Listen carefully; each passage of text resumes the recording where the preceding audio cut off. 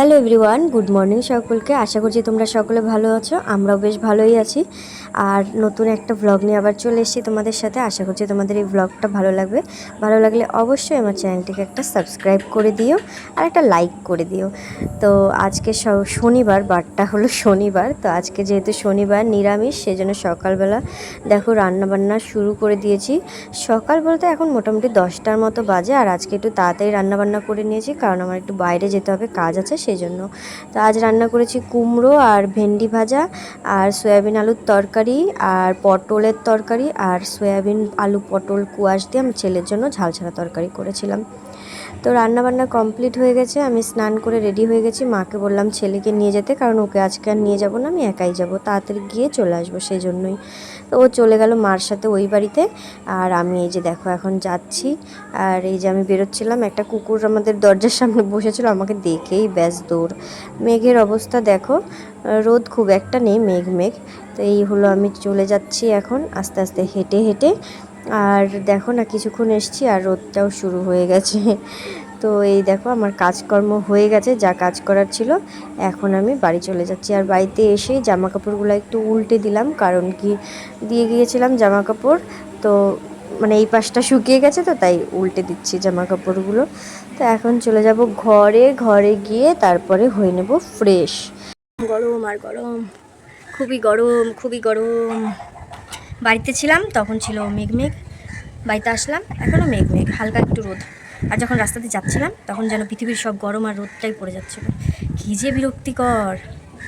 আর আমি এমনি তো বাড়ি থেকে একা একা কোথাও যাই না, যদিও যতই কাজ থাকুক তাও যাই না, কিন্তু আজকে একটু আর্জেন্ট দরকার ছিল তাই গেলাম।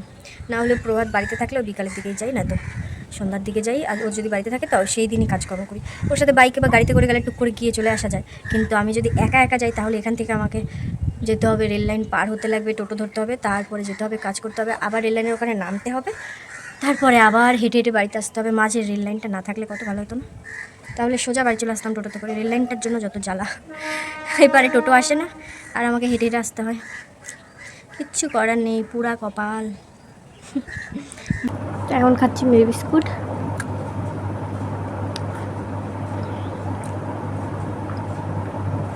ছেলে আসবে তো এখন ভাত।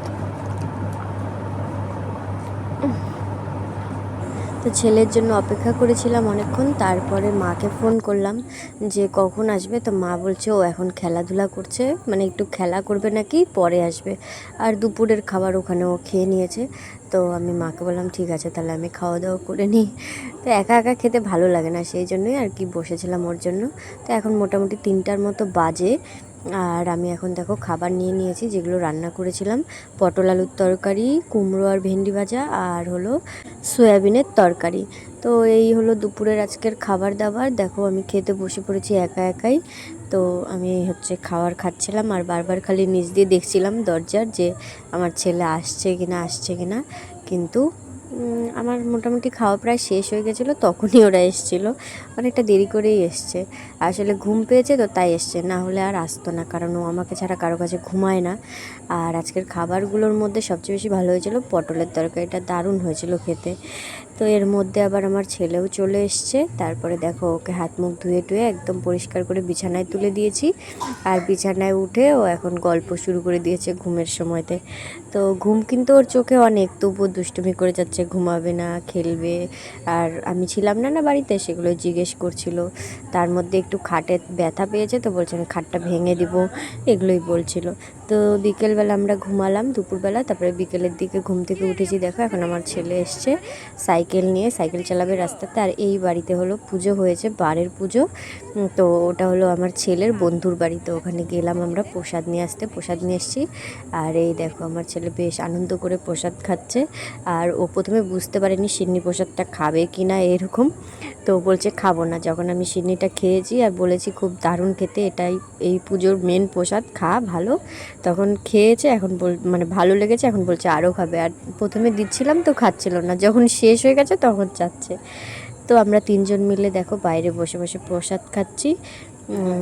আর প্রভাত এসেছিলো আসলে বিকেলবেলার দিকে চলে এসেছিলো কাজ টাজ করে। তো তারপরেই ও আমাদের সাথে গিয়েছিল প্রসাদ নিয়ে। আমরা দেখো বাইরে বসে খাচ্ছি, বাইরে বসে খেয়ে হাত পা ধুয়ে তারপরে তো ঘরে ঢুকতে হয় নাকি বাড়ির পুজোর প্রসাদ খেয়ে, তো এগুলোই। আর আমার ছেলে দেখো খিচুড়িটাও বেশ ভালো করে খাচ্ছে।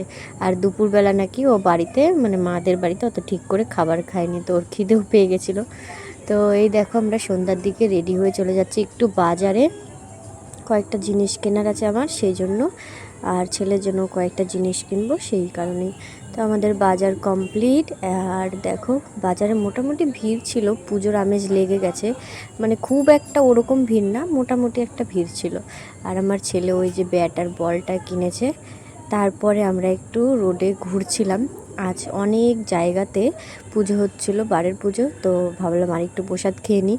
তখন ওই সিন্নিটা খেয়ে মন ভরেনি, তো দেখো এক জায়গাতে পুজোর প্রসাদ দিচ্ছিলো, এখানে অনেকটা মন ভরে আমি সিন্নি খেয়েছি, আমার খুব ভালো লাগে সিন্নি প্রসাদ খেতে।